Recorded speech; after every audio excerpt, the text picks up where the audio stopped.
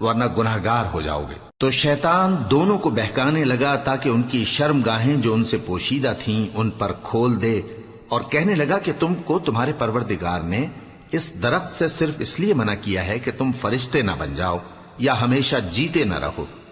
اور ان سے قسم کھا کر کہا کہ میں تو تمہارا خیر خواہ ہوں۔ غرض مردود نے دھوکہ دے کر ان کو معصیت کی طرف کھینچ ہی لیا۔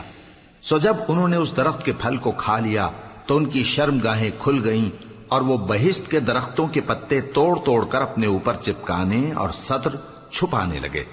اور ان کے پروردگار نے ان کو پکارا کہ کیا میں نے تم کو اس درخت کے پاس جانے سے منع نہیں کیا تھا اور جتا نہیں دیا تھا کہ شیطان تمہارا کھلم کھلا دشمن ہے؟ دونوں عرض کرنے لگے کہ پروردگار، ہم نے اپنی جانوں پر ظلم کیا، اور اگر تو ہمیں نہیں بخشے گا اور ہم پر رحم نہیں کرے گا تو ہم تباہ ہو جائیں گے۔ فرمایا تم سب بہشت سے اتر جاؤ، اب سے تم ایک دوسرے کے دشمن ہو